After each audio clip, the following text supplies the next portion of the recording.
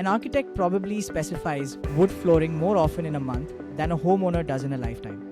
So when a homeowner walks in, where does the conversation have to start that it doesn't with an architect? Actually, in both cases, the conversation ideally should begin with the same question, like what is the vibe that you want created? What is the final end result that someone is seeking? So in general, when we are talking to homeowners, that's what we ask them.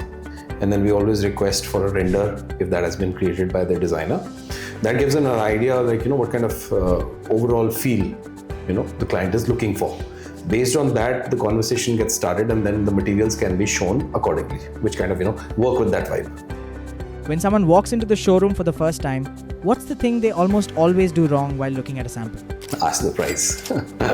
So price, of course, would depend on the specification. There are a lot of things, it would depend on. The right way, I would say, or a way which kind of works more, is to share what you want created, what is more important for you. And based on that, correct material will be kind of recommended. And that's when the price conversation, should enter in. A floor that looks perfect under showroom lighting can look completely different in a north-facing bedroom at 6 p.m. How do you save people from that surprise? Yeah, so we have small mood board samples available with us, cut samples. We always encourage, if that's a concern, for example, we'll always encourage the clients to kind of take those samples home, put them there in various light and various times of the day, and then the exact lighting that you're using, the color temperature and all that, and then so that you can really make out the color, is it going what you really want to have actually. And the small samples also help you kind of put together your mood board. More often clients are kind of going out, they have to finalize their furnishings, those steps which are done after wood floors generally. So we've created these small samples specifically for that purpose, to aid their decision making basically. If you could change one thing about how this industry works in India, not your business, the whole industry, what would it be, and why do you think it hasn't changed yet?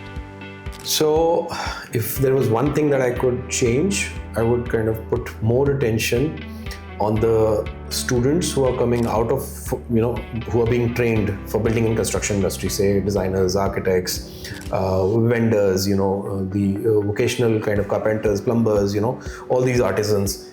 So I think I would put more attention on the material science itself. So whatever material they're handling, they really need to know that material very well. Once they understand the basic fundamentals of how that material works, a lot of things start to fall in place. A lot of the problems that we see today, we won't see them because these are like material experts. So that's I think definitely one direction that the industry should take, really understanding the materials they are working with.